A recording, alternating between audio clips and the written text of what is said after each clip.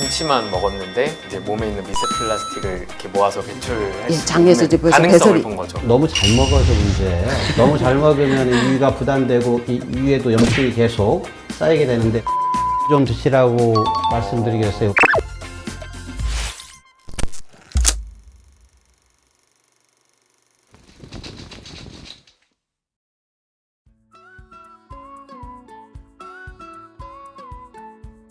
안녕하세요. 리더의 한수 진행을 맡은 동아사이언스 이병구 기자입니다.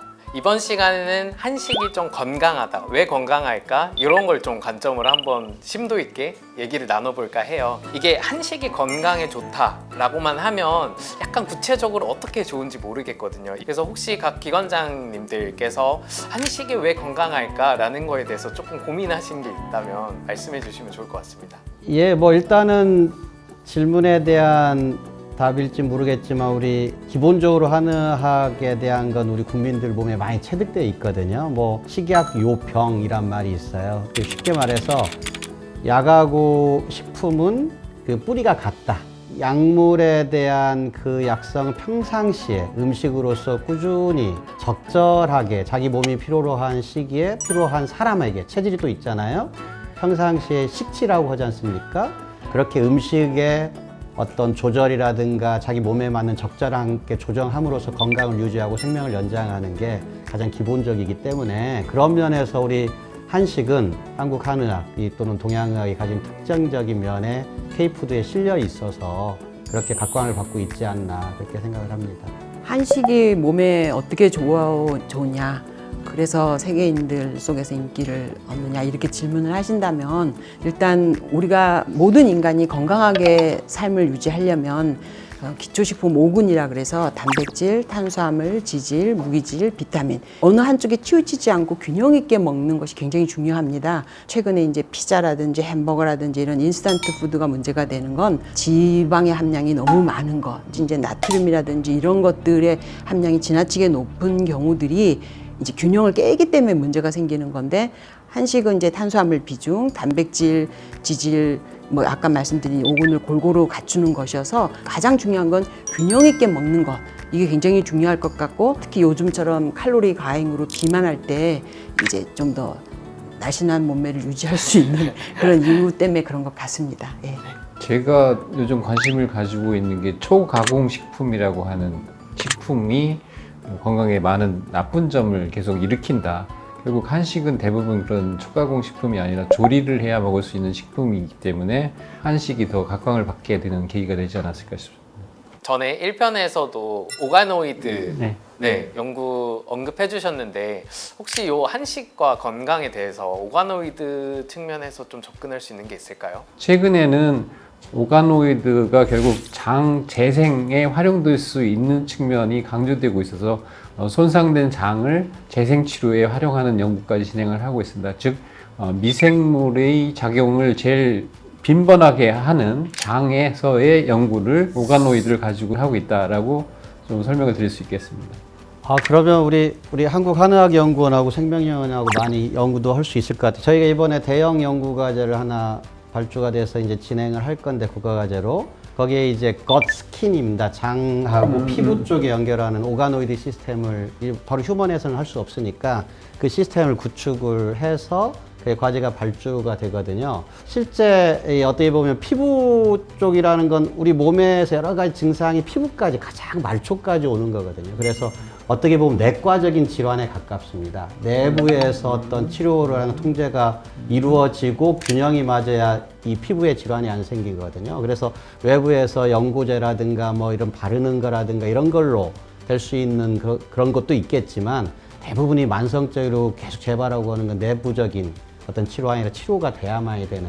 그래서 한의학은 굉장히 장점을 갖고 있어서 이제 오가노이드는 생명연은 워낙 잘 하고 계시니까 그런 기술적인 면에서 또는 우리의 노하우적인 면에서 같이 콜라보레이션하면 좋을 것 같다는 생각도 듭니다. 예, 많이 도와주세요. 거기에 추가적으로 뭐 김치에서 유래된 유익균의 효과를 같이 연구하는 방법도 좋은 연구 방향이 아닐까 싶은 생각이 듭니다. 이미 생명연하고 저희 연구소는 일부 같이 하고 있는 것 같은데요. 네. 이제 오가노이드 시스템에서 이 기능성 평가하는 거는 최근에 핫 이슈인 것 같습니다. 왜냐하면 이제 기능성 평가를 했을 때 동물 실험을 주로 이제 1단계로 전임상으로 하는데 장기를 나눠서 한 오가노이드 연구를 하게 되면 결과도 빨리 보고 이제 동물 윤리적인 부분도 이제 해소될 수 있어서 최근에는 이 부분이 각 출연연들마다 바이오 관련된 출연연은 뭐 굉장히 열심히 그 부분을 하고 있고 저희 연구소 같은 경우도 이제 김치의 기능성 가장 빠른 시간 안에 그 기능성을 평가할 수 있는 거. 그래서 이전에 비해서 그 효율을 뭐 적어도 좀 10배 이상 빨리빨리 결과를 볼 수 있는 이런 시스템에 대한 연구들을 지금 저희 연구소 같은 경우는 전략 과제로 하고 있고 생명연께서도 같이 네, 협업해서 하고 있는 알겠습니다. 것 같습니다. 예. 네, 더 추가적으로 드릴 말씀은 그 반도체 칩에 오가노이드를 올리고 오가노이드에서의 반응을 칩으로 바로 인식하는 오간 온 칩이라는 과제도 진행하고 있어서 필요한 부분에 대한 협조 방안을 서로 고민을 하시고 같이 할 수 있는 방안을 좀 찾았으면 좋겠습니다. 네, 원장님 1편에서도 뭐 발효과학 관련해서 뭐 발효한 한약 뭐 이런 얘기도 하셨고 한데 최근 한의학연의 연구 성과 어떤 게 있는지 좀 소개해 주실 수 있을까요? 예, 뭐 저희는 이제 한의학적인 치료 기술이나 예방에 대한 접근 방법을 가지고 첨단 바이오 의과 연결시킨다고 그랬잖아요. 그래서 전편에 말씀드렸지만 장뇌축에 관련된 연구를 대규모 과제를 하고 있고 거기에 이제 마이크로바이옴 연결되거나 뭐 등등. 그다음에 장 피부 축도 아까 오가노이드 연결된다고 했지 않습니까? 그럼 이때 실제 한의학이 워킹하는 거 뭘로 하느냐에 대한 파이프라인이 있어야 할 거 아니에요. 어떤 한약재라든가 또는 식품에 관련된 이거 할 때 그런 DB들을 전부 다 구축을 하고 있고 그런 다음에 이제 세포주 실험, 동물 실험 또 다른 여러 가지 에세이 방법을 해가지고 나온 대규모의 것 스킨, 것 브레인 이런 쪽으로 오가노이드든 마이크로바이옴 연구를 하고 있는 겁니다. 그리고 우리 생명연이라든가 우리 김치연구에서 같이 할 수 있는 특히 한약이 식품도 돼 있지만 한약이 연결되어 있는 이 중에서도 우리 약적인 의약품적인 면에서는 굉장히 강점을 갖고 있는 연구원이니까 그런 면에서는 뭐 국가 발전이나 이 출연연 간 연구할 때 굉장히 큰 과학적 성과가 있을 거라고 생각을 하고 있습니다. 생명공학연구원에서는 생명자원정보센터를 운영을 하고 있습니다. 생명자원정보센터는 국가연구개발 사업을 통해서 만들어진 모든 바이오 데이터를 집적하고 있어서 한의학에서 만들어진 데이터를 저희들이 일부 가지고 있어 좀 가공하고 새로운 필드의 연구를 확장하는 데 도움이 될 것 같고 물론 김치연에서 하시는 연구의 내용도 저희가 코빅이라는 조직을 통해서 가공하고 새로운 분야의 일을 만들어 나갈 수 있는 여지가 충분하기 때문에 생명 자원이라는 측면에서는 같이 협력할 부분이 많다고 생각이 듭니다. 예. 그게 마이크로바이옴이 될 수도 있고 한의학 소재에 대해서도 마찬가지고 가능하지 않을까 싶은 생각을 하게 됐습니다. 김치 연구소 같은 경우는 김치 자원은행이라는 걸 지금 꾸리고 있습니다. 그래서 김치 관련된 모든 실물 및 정보 자원을 한 사이트에서 접속해서 볼 수 있게 하는 거를 해서 원부 재료의 그 물질적인 특성뿐만 아니라 가격 동향까지 들어서 대상이 산업체, 일반인, 학생연구원, 출연연, 정부기관 다 볼 수 있는 원사이트를 구축하고 있습니다. 근데 그 중에 실물 자원에 이제 김치 유산균으로 저희는 특화된 자원을 가지고 있고 지금 생명연에서 하는 바이오원 쪽에 하고 연동되어 있어서 저희는 이제 후발이다 보니 생명연에서 훨씬 더 넓은 네트워크를 가지고 계시고 있어서 저희도 그쪽에 지금 링크는 되어 있거든요. 이게 좀 더 활성화되고 그래서 실제로 자원들을 서로 공유하고 이렇게 그쪽에서 이렇게 서로 바꿔서 이렇게 관리하는 그런 것도 했으면 참 좋겠습니다. 알겠습니다. 이게 어쨌든 연구할 때 데이터가 굉장히 중요하다는 생각이 들었어요. 다들 이제 데이터를 구축하려는 것 같고요. 근데 김치연 최근에 소식 들으니까 이게 유산균이 장내에 있는 미세 플라스틱 같은 걸 뭐 제거하는 연구 이런 것도 나왔던 것 같거든요. 어떤 건지 좀 자세히 설명해 주실 수 있을까요? 이제 김치에는 굉장히 다양한 유산균이 있고요. 전편에서도 말씀드렸지만 유제품 유산균 다르고 김치 유산균도 특성이 조금 달라요. 그런데 그 중에서 이번에 저희가 이제 연구 성과로 논문을 게재했던 것은 김치에서 분리한 유산균인데 특이적으로 모든 유산균이 그러는 건 아니라 얘가 그러는 거죠.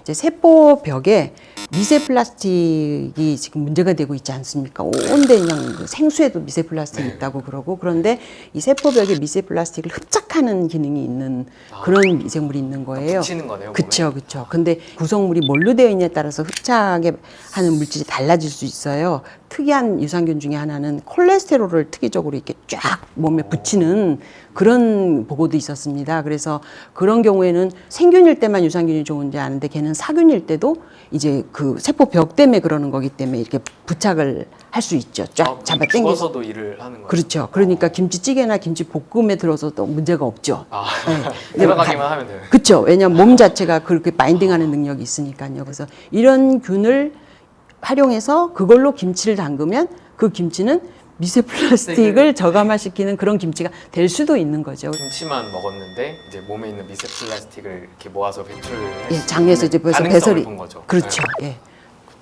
아까 이제 뭐 찬 음식, 더운 음식 네. 이런 개념을 말씀을 해주셨는데 사실 이게 좀 어떤 국제의학계에서 이걸 어떻게 좀 해석해서 받아들일 수 있을까 이런 고민을 좀 해보셨을 것 같은데 혹시 요거 답변 가능하실까요? 예, 그래서 이제 우리 한국, 일본, 뭐 중국, 동남아시아, 인도 포함해서 여기에서는 굉장히 익숙한 개념이고요. 서구도 비슷한 개념이 있긴 있어요. 어떤 체질을 나누고 이렇게 하는 게 어떤 소화기가 약한 분, 호흡기가 약한 분. 똑같은 치료법을 모든 사람한테 같이 간다는 것 자체가 어불성설이니까. 그래서 이제 그런 면에서 이제 동양의학이나 한의학에서는 그게 굉장히 일반적인 진단의 개념이고 어떤 사람의 체질 분류하는 거에 대해서 보통 한열 올량이 차고 따뜻하고 그거에 대한 개념이 이제 한의학하고 동양의학만 있는 게 몸 전체를 본다라고 보시면 돼요. 예를 들어 간염이다. 또 이 간염이 오기 전에 여러 가지의 밸런스가 깨져서 만성염증이 급성염증이 간에 발생한 거죠. 염증은 온몸에 발생할 수 있으니까. 그런 어프로치는 이제 저희 한의학연구원하고 글로벌 스터디로 중국이라든가 홍콩이라든가 싱가포르 이쪽 중심으로 많이 이루어지고 있습니다. 그래서 그걸로 클래시피케이션하고 지금 이제 현대의학에서 말하는 바이오에서 말하는 오믹스 스터디하고도 연결하고 마이크로바이옴하고도 연결하고 그걸 밝혀내는 게 우리가 할 일이고 이제 생공이라든가 이런 뭐 김치전 식품료 이런 데 도움이 필요하고 한 거죠. 예.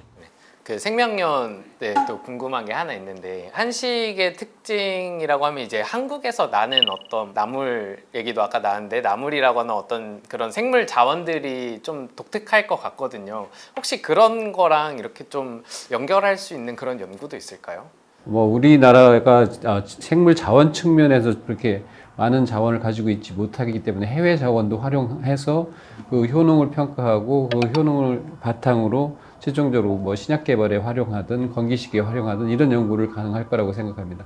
그 외에 뭐 육상에 있는 생물 자원뿐만 아니라 해양에 있는 생물 자원도 충분히 활용 가능성이 있기 때문에 생물 자원을 활용한 다양한 연구가 가능할 거라고 기대를 하고 있습니다.